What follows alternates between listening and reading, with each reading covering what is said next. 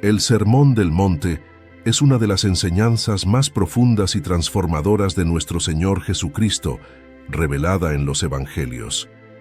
En este sermón, Jesús comparte principios que desafían las normas sociales y religiosas de la época, estableciendo el verdadero significado de la justicia, la misericordia y el amor. Desde las bienaventuranzas, que proclaman bendiciones para los pobres en espíritu, los mansos y los que tienen hambre de justicia, hasta las enseñanzas sobre el perdón, la oración y el amor al prójimo, el Sermón del Monte nos ofrece una guía práctica y espiritual para vivir en comunión con Dios y los demás. En este video exploraremos los temas centrales de esta enseñanza, cómo se aplica en nuestra vida diaria y lo que nos enseña sobre el carácter del reino de Dios. Acompáñanos en este viaje a través de las palabras de nuestro Señor Jesucristo para descubrir el poder y la sabiduría que nos ofrece el Sermón del Monte. En Mateo 5:3-12 se narra: Bienaventurados los pobres en espíritu, porque de ellos es el reino de los cielos. Bienaventurados los que tienen hambre y sed de justicia, porque ellos serán saciados. Bienaventurados los pacificadores, porque ellos serán llamados hijos de Dios. El Sermón del Monte comienza con una serie de declaraciones conocidas como las bienaventuranzas. En esta parte, Jesús describe las características de aquellos que son bendecidos en el reino de Dios. Cada bienaventuranza presenta una paradoja espiritual. Aquellos que son considerados desfavorecidos por el mundo, los pobres en espíritu, los que lloran, los mansos, son precisamente los que reciben las mayores bendiciones en el reino de los cielos.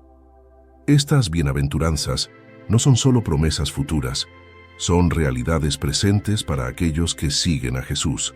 Las bendiciones de Dios no están reservadas solo para los poderosos o los exitosos según los estándares del mundo, sino para los humildes y dependientes de Dios. Las bienaventuranzas reflejan un contraste radical con la cultura de la época y también con la nuestra, que valora el poder, la riqueza y la autosuficiencia. Cada una de las bienaventuranzas nos muestra cómo vivir de acuerdo con el reino de Dios. Comienza con la primera bienaventuranza. Bienaventurados los pobres en espíritu, porque de ellos es el reino de los cielos. La pobreza en espíritu no se refiere a la pobreza material, sino a la humildad y el reconocimiento de nuestra necesidad total de Dios. Aquellos que son pobres en espíritu reconocen que no pueden salvarse a sí mismos y dependen completamente de la gracia de Dios. Jesús declara que estas personas son bendecidas porque el reino de los cielos les pertenece.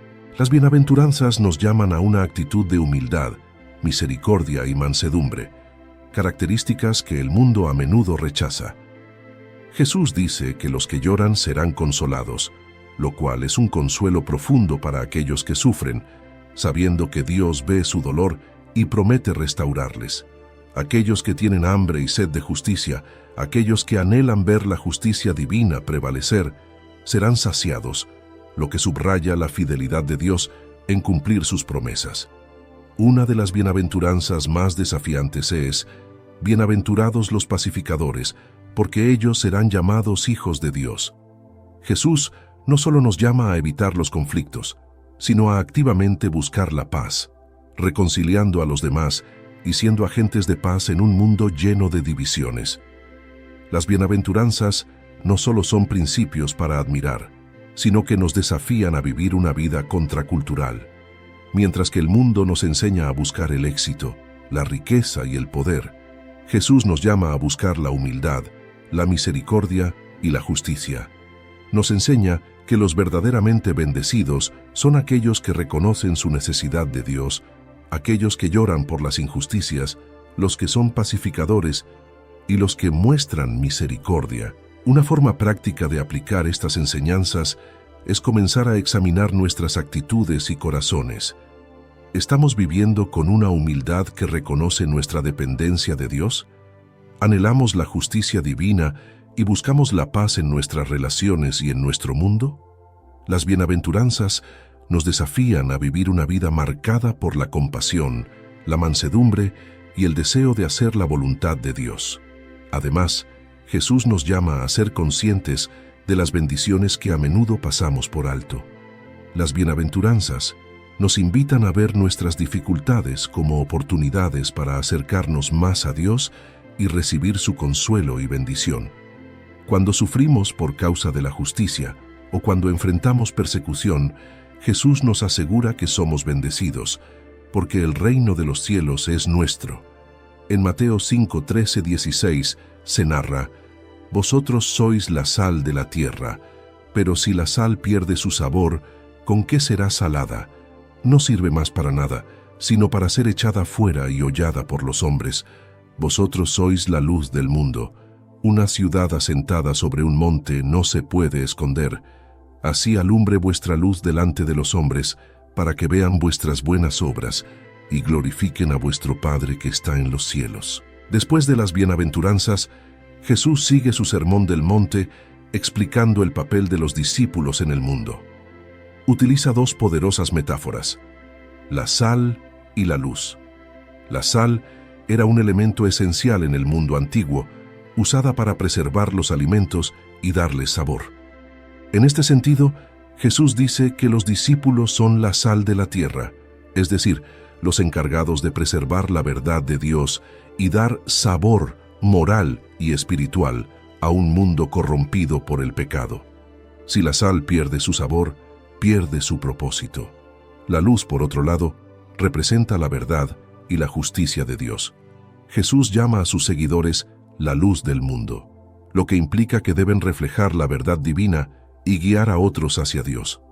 Esta luz no puede ocultarse, como una ciudad en lo alto de una colina, y debe brillar para que otros vean las buenas obras de los creyentes y glorifiquen a Dios. Ser la sal de la tierra es un llamado a ser una influencia positiva y transformadora en la sociedad. Jesús nos enseña que, como sus seguidores, debemos vivir de tal manera que preservemos la bondad, la justicia y la verdad en un mundo que tiende hacia la corrupción y el mal. La sal también tiene el propósito de dar sabor, lo que significa que nuestras vidas, acciones y palabras deben reflejar la sabiduría y el amor de Dios, atrayendo a otros hacia Él. Cuando perdemos nuestro sabor, cuando nuestras vidas dejan de ser un reflejo de los valores del reino de Dios, perdemos nuestra capacidad de influir y testificar eficazmente. Por otro lado, ser la luz del mundo es un llamado a vivir de una manera que otros puedan ver a Dios a través de nosotros. La luz ilumina y revela lo que está oculto en la oscuridad, y de la misma manera, nuestras vidas deben reflejar la luz de Cristo, exponiendo las tinieblas del pecado y guiando a otros hacia la verdad. Esta luz no es nuestra propia bondad, sino la obra transformadora de Dios en nuestras vidas.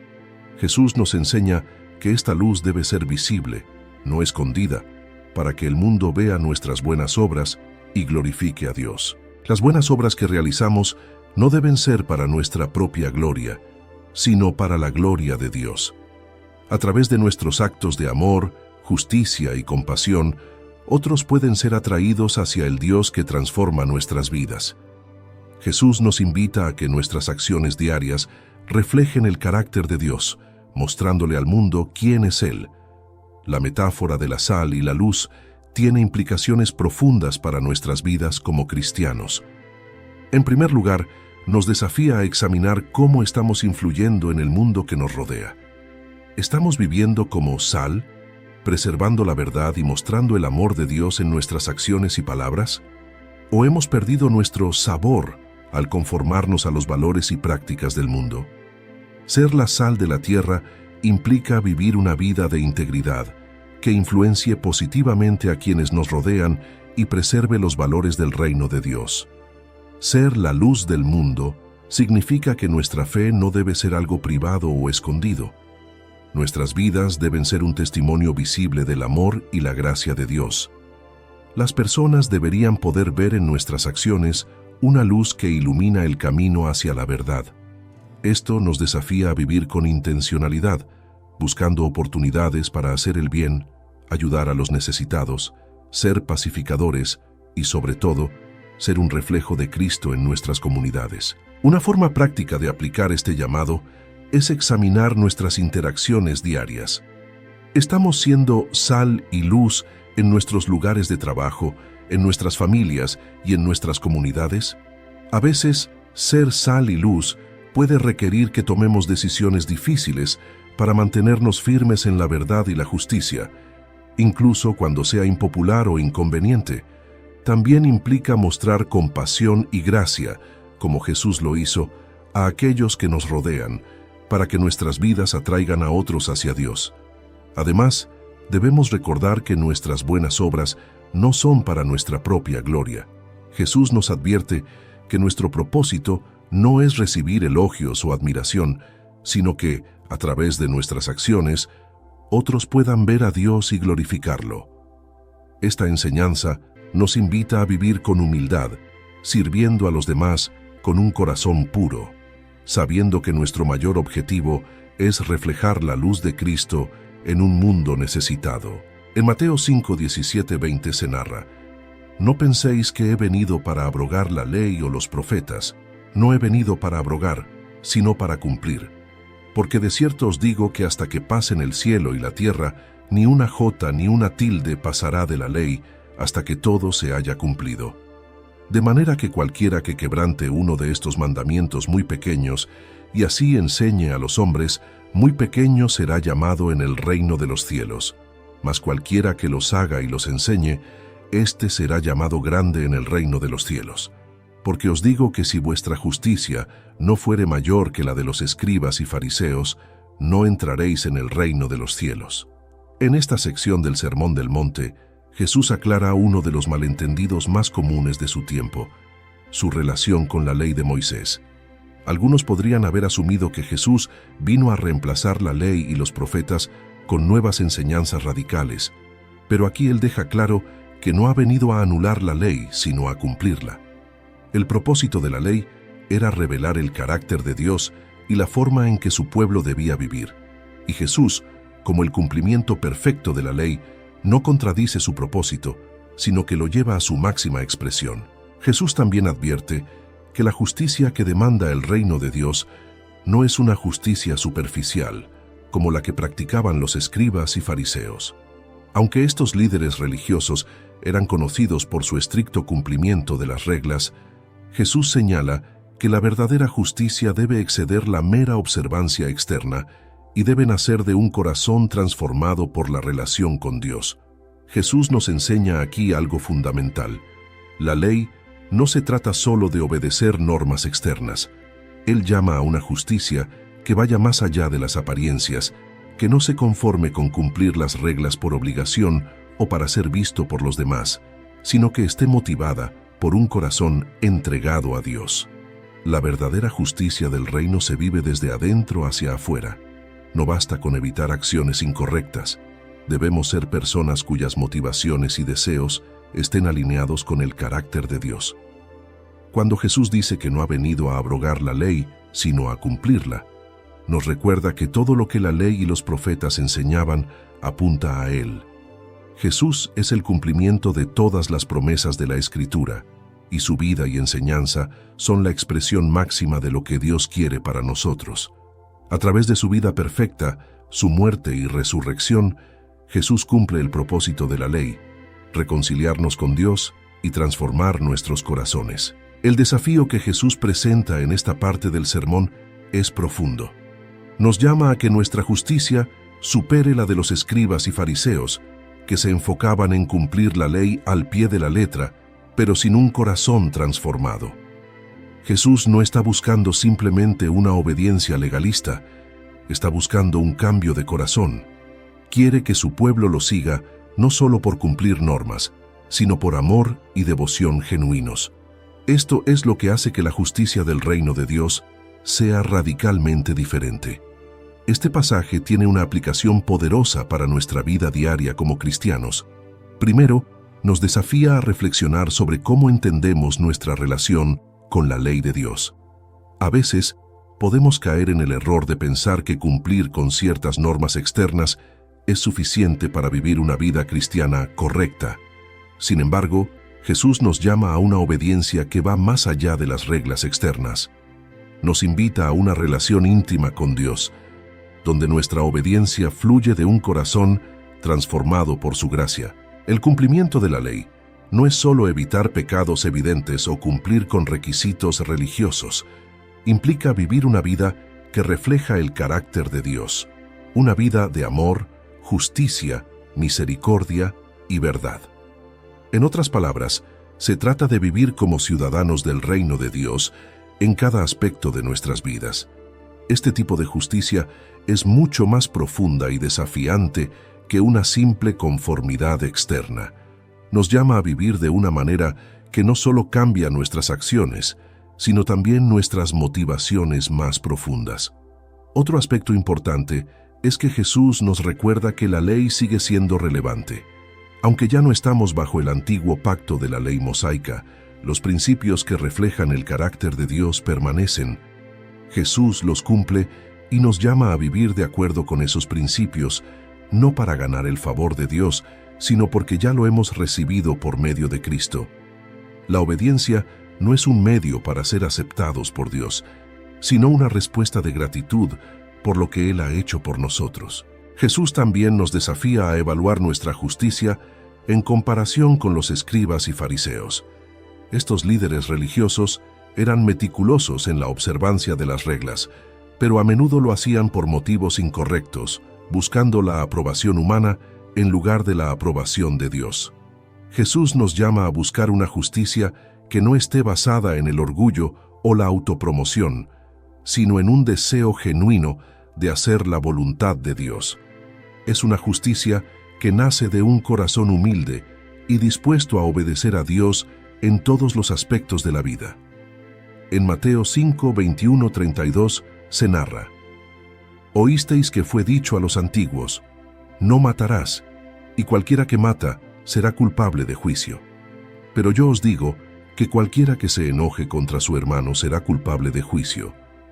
Oísteis que fue dicho, no cometerás adulterio, pero yo os digo que cualquiera que mira a una mujer para codiciarla, ya adulteró con ella en su corazón.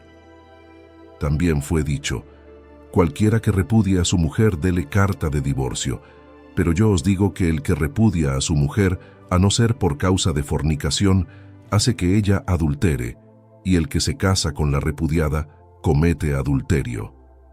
En esta sección del Sermón del Monte, Jesús amplía las enseñanzas de la ley mosaica, y lo hace yendo al núcleo de las motivaciones y actitudes del corazón humano. Él no está abrogando la ley, sino profundizando en su significado, revelando que la justicia del reino no solo se enfoca en las acciones externas, sino en el estado del corazón.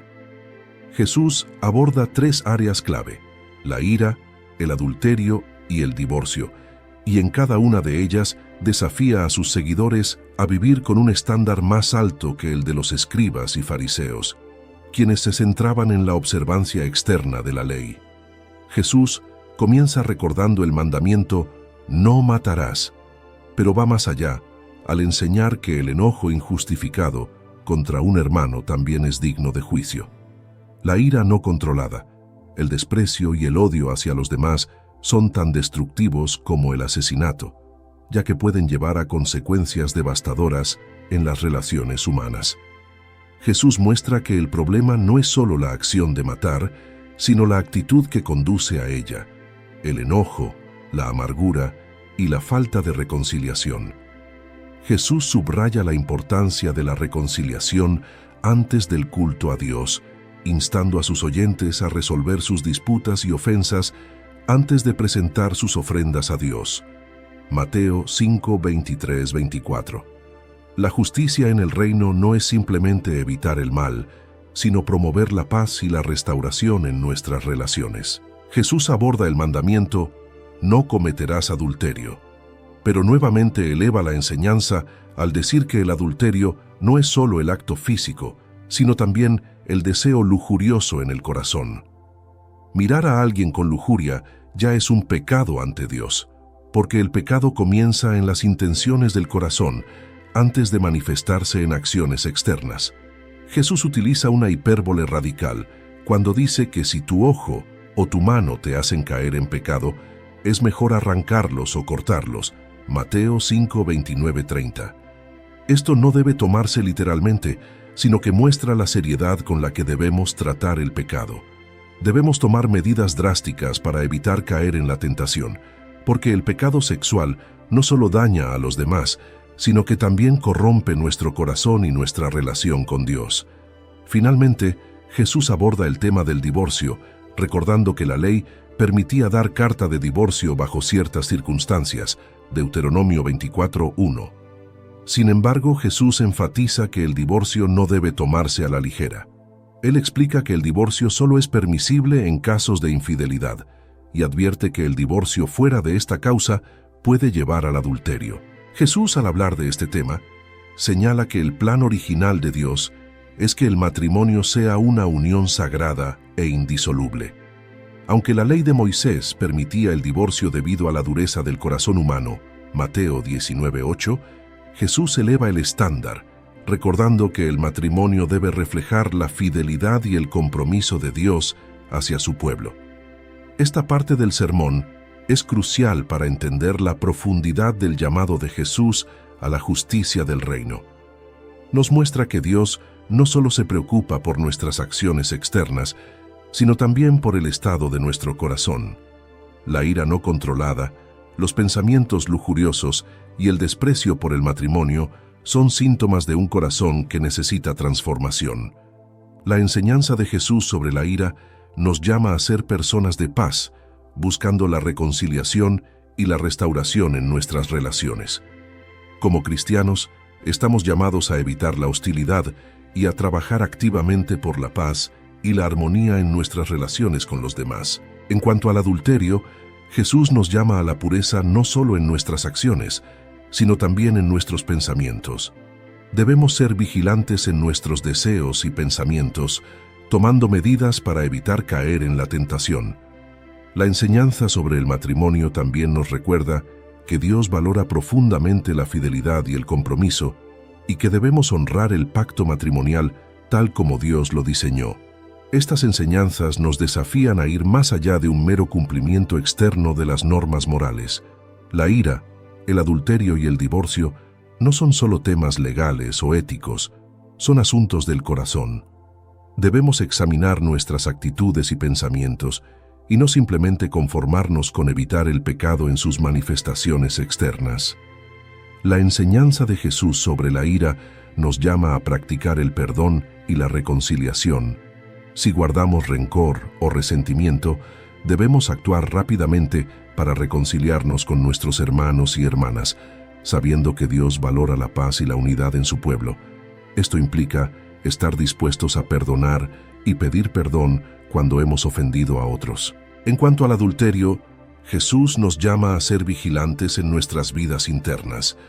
En una cultura saturada de imágenes y tentaciones sexuales, debemos proteger nuestros corazones y mentes, buscando la pureza y evitando cualquier cosa que nos lleve a pensamientos lujuriosos.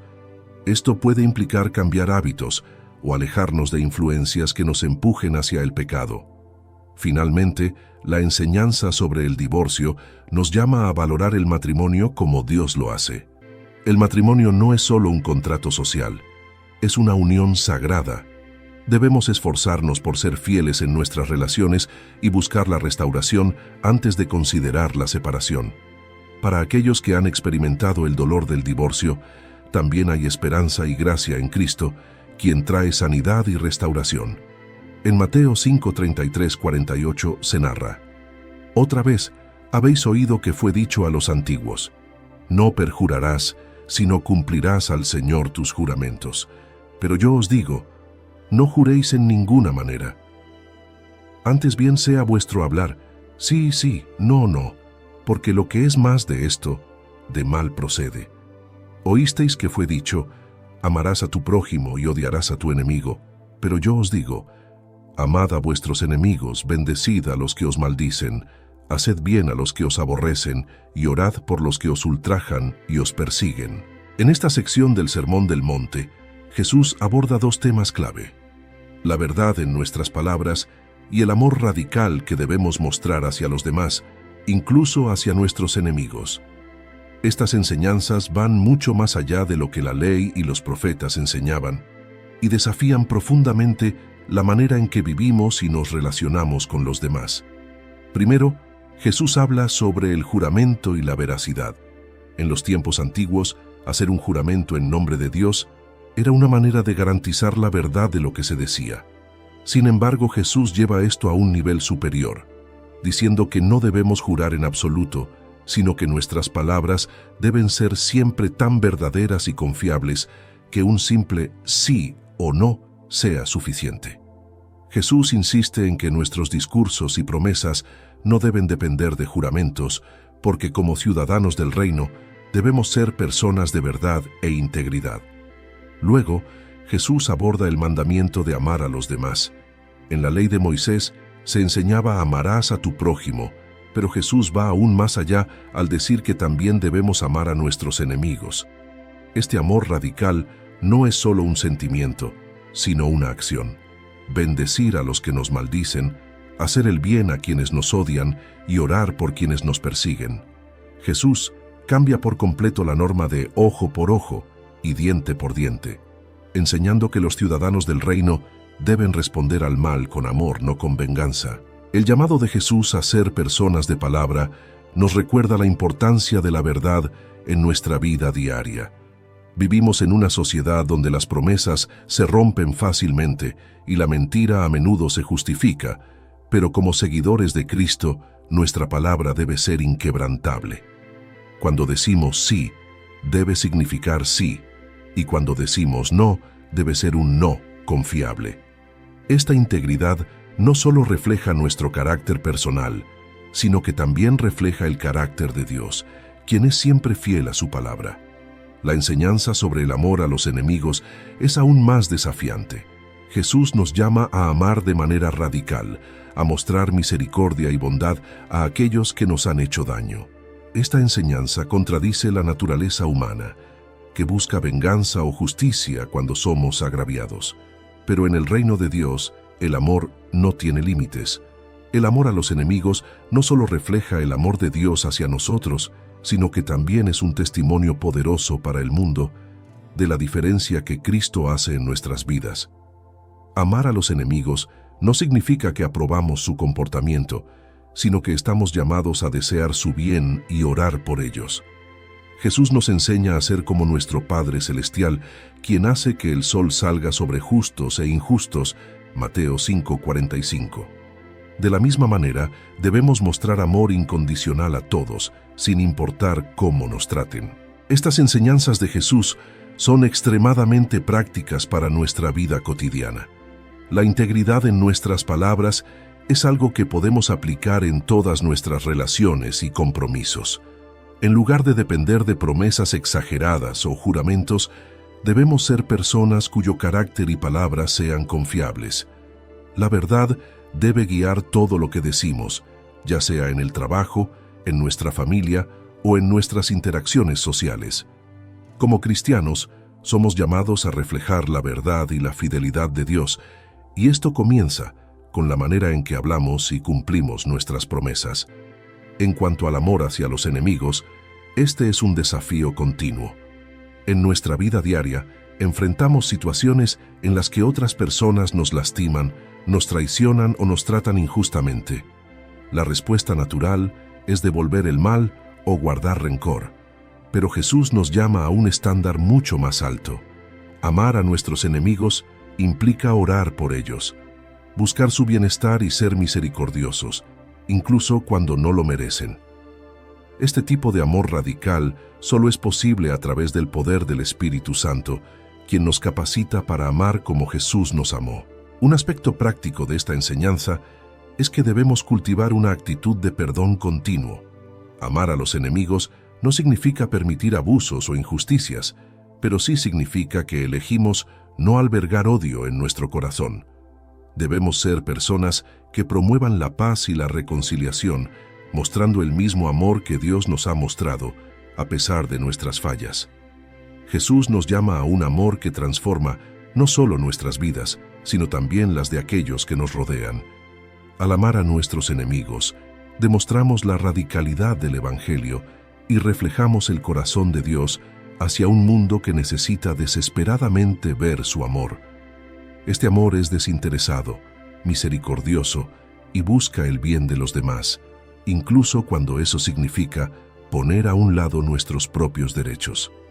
En Mateo 6:1-18 se narra: «Guardaos de hacer vuestra justicia delante de los hombres, para ser vistos de ellos.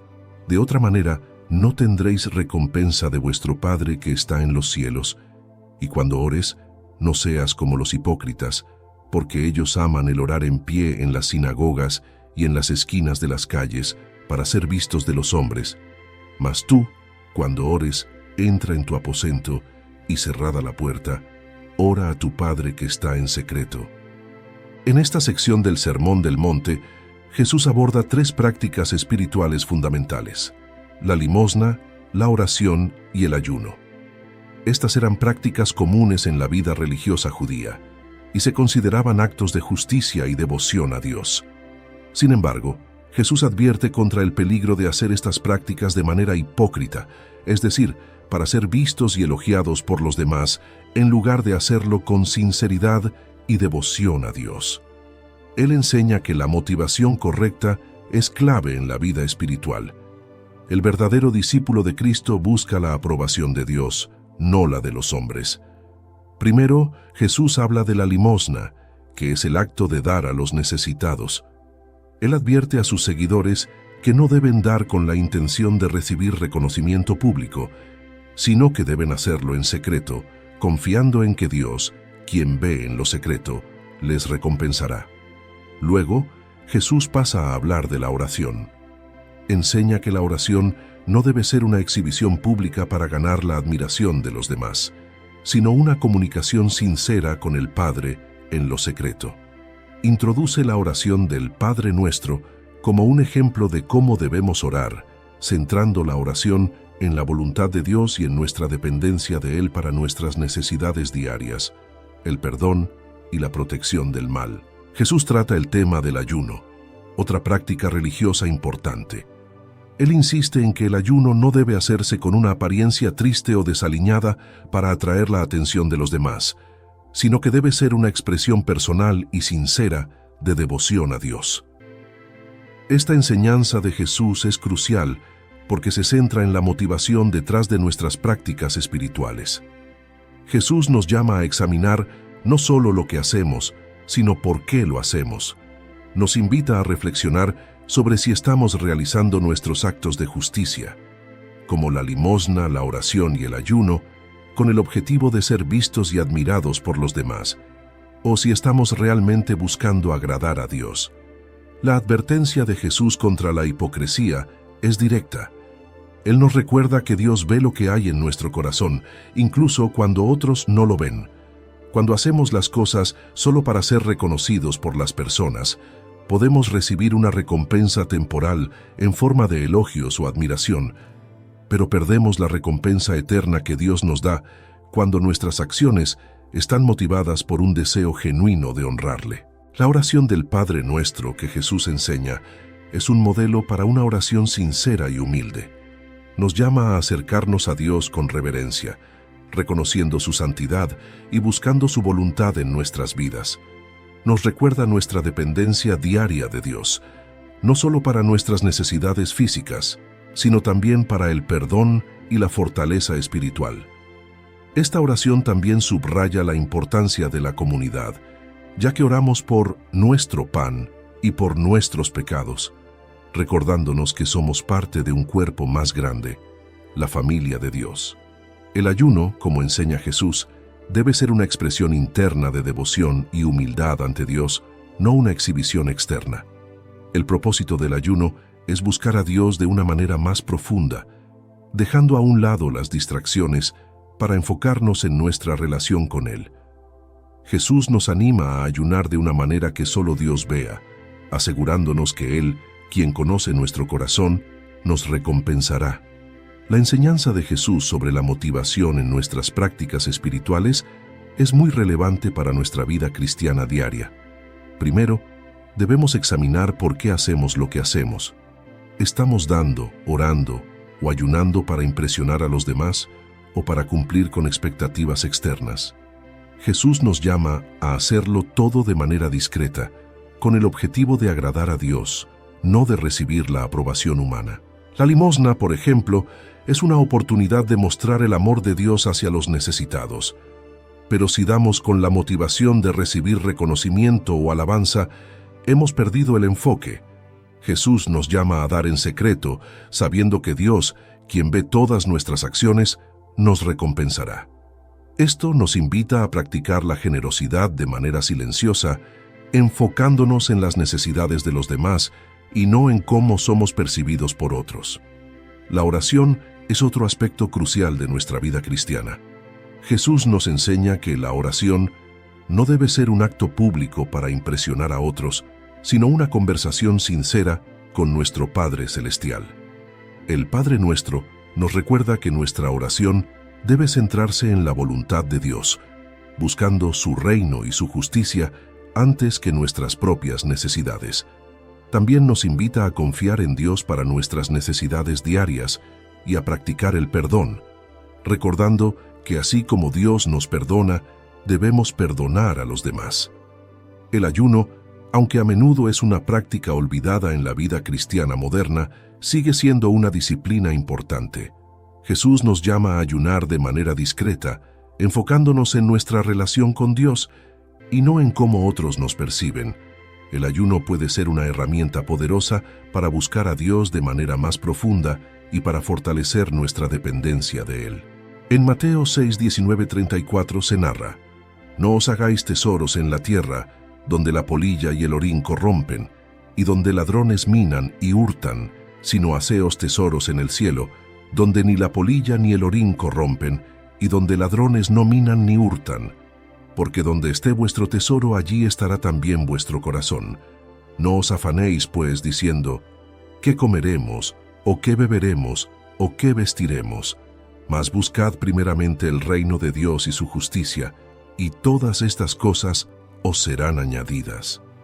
En esta sección del Sermón del Monte, Jesús cambia el enfoque hacia las prioridades y preocupaciones de la vida diaria, abordando dos aspectos cruciales: los tesoros en la tierra versus los tesoros en el cielo, y la preocupación por las necesidades materiales.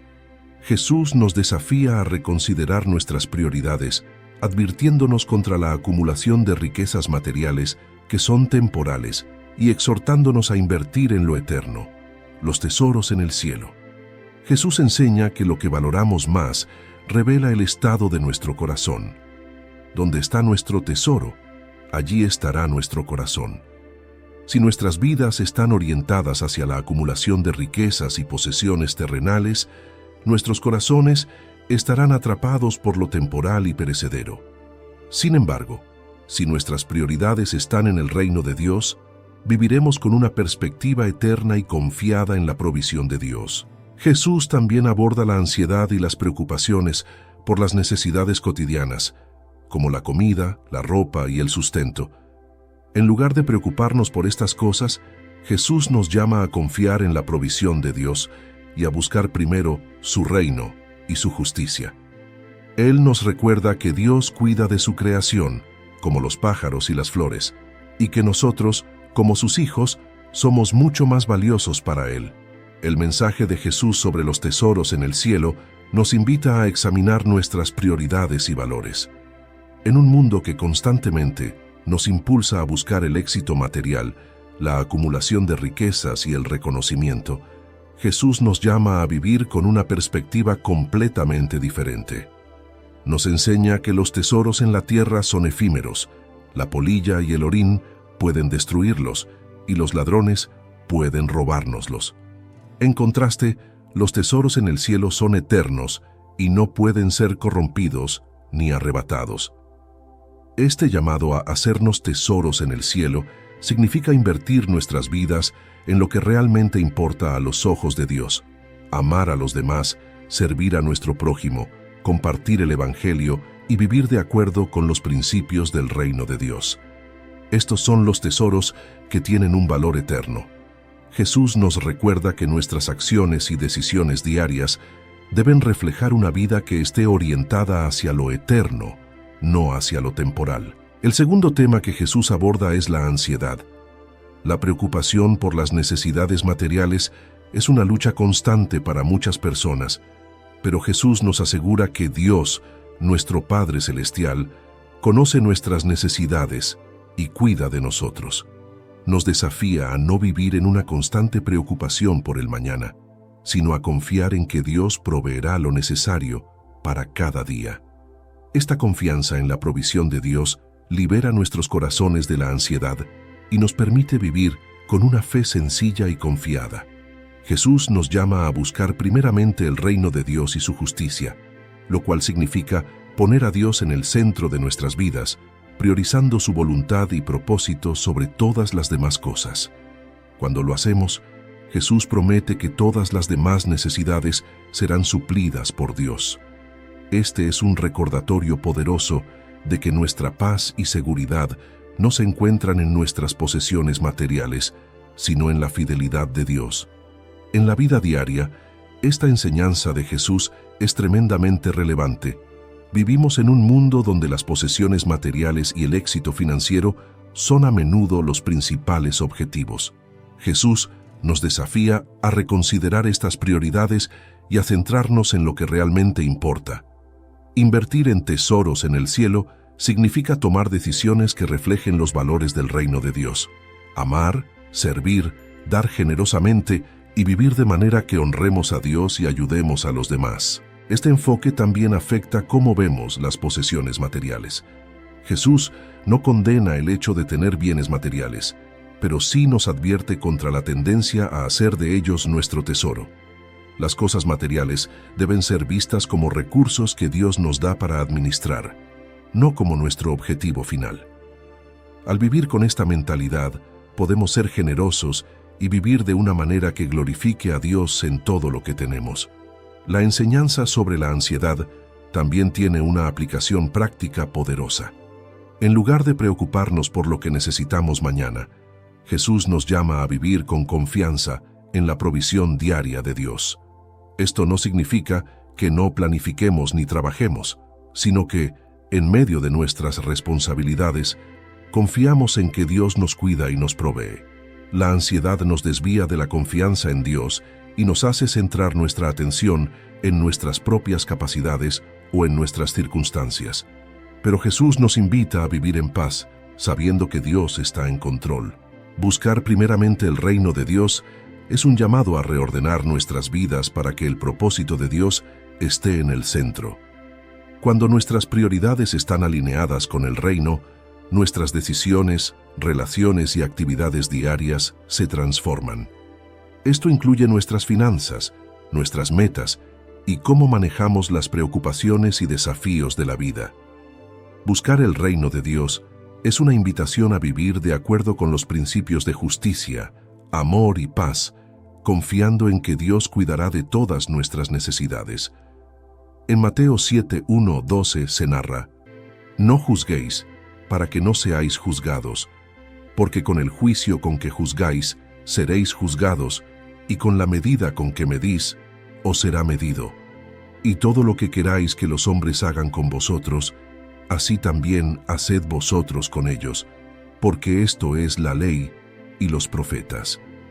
En esta parte final del Sermón del Monte, Jesús nos enseña sobre la actitud que debemos tener hacia los demás en cuanto a juicio y cómo debemos tratar a los demás en nuestras interacciones diarias. Aquí Jesús expone una de las enseñanzas más malentendidas: no juzguéis para que no seáis juzgados. Este versículo no significa que no debemos discernir entre lo correcto y lo incorrecto, sino que Jesús nos advierte contra un juicio crítico y condenatorio, especialmente cuando somos hipócritas al hacerlo. Jesús utiliza la metáfora de la paja y la viga para ilustrar la hipocresía en el juicio. Nos invita a reflexionar primero sobre nuestras propias fallas antes de señalar los errores en los demás.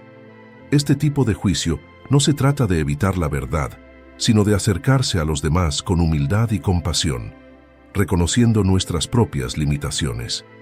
Luego, Jesús introduce la famosa regla de oro, que resume las enseñanzas de la ley y los profetas. Todo lo que queráis que los hombres hagan con vosotros, haced vosotros con ellos. Esta declaración transforma radicalmente las relaciones humanas, llamándonos a tratar a los demás con el mismo amor y respeto que deseamos recibir. La enseñanza de Jesús sobre el juicio nos llama a ser cuidadosos y humildes cuando tratamos con los demás. A menudo, es fácil criticar o juzgar a otros sin examinar nuestras propias fallas. Jesús nos advierte que seremos juzgados con la misma medida que utilizamos para los demás, lo que significa que debemos ser misericordiosos, justos y compasivos. Esta enseñanza nos invita a la autoconciencia y a la humildad, recordándonos que todos necesitamos la gracia de Dios. La metáfora de la paja y la viga es un recordatorio poderoso de nuestra tendencia a ver los errores de los demás más fácilmente que los nuestros. Jesús no está diciendo que ignoremos el pecado o el mal comportamiento, sino que nos acerquemos con humildad, reconociendo nuestras propias debilidades antes de corregir a otros. Nos llama a ser constructivos en lugar de críticos y a ayudar a los demás desde un lugar de amor y comprensión. La regla de oro es uno de los principios más profundos del Sermón del Monte. Jesús resume toda la ley y los profetas en esta declaración: trata a los demás como te gustaría ser tratado. Este principio no es simplemente evitar hacer el mal a los demás, sino activamente hacer el bien. Nos desafía a poner en práctica el amor y la compasión en nuestras interacciones diarias, buscando siempre el bienestar de los demás como si fuera el nuestro. La advertencia de Jesús sobre el juicio nos llama a revisar nuestras actitudes hacia los demás. ¿Somos rápidos para criticar y condenar? ¿Nos tomamos el tiempo para examinar nuestras propias vidas antes de señalar los errores de los demás? En lugar de actuar con un espíritu crítico, Jesús nos llama a acercarnos con compasión y humildad. Cuando necesitamos corregir a alguien, debemos hacerlo desde un lugar de amor, no de superioridad. En la práctica, esto significa que debemos ser conscientes de nuestras palabras y acciones cuando tratamos con los demás. ¿Estamos siendo justos y misericordiosos? ¿Estamos dispuestos a ofrecer perdón y comprensión en lugar de juicio severo? La misericordia que mostramos a los demás refleja la misericordia que deseamos recibir de Dios. La regla de oro es una enseñanza transformadora en nuestra vida diaria. Nos desafía a pensar activamente en cómo podemos bendecir a los demás y hacerles el bien. Esto puede aplicarse en nuestras relaciones personales, en el trabajo, en nuestra comunidad e incluso en cómo interactuamos con desconocidos. Si deseamos que otros nos traten con respeto, amabilidad y compasión, debemos ser los primeros en demostrar esos valores en nuestras propias vidas. Aplicar la regla de oro no es fácil, especialmente en situaciones de conflicto o malentendidos. Pero Jesús nos llama a ir más allá de nuestras reacciones naturales y a ser agentes de amor y paz en el mundo. Esto implica poner en práctica la empatía, poniéndonos en el lugar de los demás y preguntándonos cómo nos gustaría ser tratados en su situación. La enseñanza sobre el juicio y la regla de oro también nos recuerda que nuestras relaciones humanas son reflejo de nuestra relación con Dios. Si buscamos recibir misericordia, comprensión y gracia de Dios, debemos estar dispuestos a ofrecer lo mismo a los demás. Al vivir de acuerdo con estos principios, reflejamos el carácter de Dios en nuestras vidas y testificamos del amor transformador de Cristo. Jesús nos llama a una vida de humildad, compasión y amor en nuestras relaciones con los demás. Nos advierte contra el juicio crítico y condenatorio y nos invita a examinar nuestras propias vidas antes de criticar a los demás. Al hacerlo, evitamos la hipocresía y reflejamos la gracia de Dios que todos necesitamos. La regla de oro nos desafía a vivir una vida de amor activo, buscando hacer el bien a los demás de la misma manera que deseamos ser tratados. Este principio no solo resume la ley y los profetas, sino que también nos guía en todas nuestras interacciones humanas, transformando nuestras relaciones y nuestra perspectiva hacia los demás. Al aplicar estas enseñanzas, no solo vivimos de manera justa y misericordiosa, sino que también reflejamos el corazón de Dios, en un mundo que necesita desesperadamente ver su amor y compasión. Jesús nos llama a ser agentes de paz y restauración, tanto en nuestras palabras como en nuestras acciones, mostrando al mundo el camino del reino de Dios. Si buscas crecer en tu conocimiento de la palabra de Dios y profundizar en tus estudios bíblicos, te invitamos a suscribirte a nuestro canal Sabiduría Bíblica. Aquí encontrarás reflexiones profundas, estudios bíblicos detallados y enseñanzas para fortalecer tu fe. No olvides darle clic a la campanita para no perderte ningún contenido, y si este mensaje ha sido de bendición para ti, compártelo con otros para que también puedan crecer espiritualmente. Únete a nuestra comunidad y sigue avanzando en tu caminar con Dios.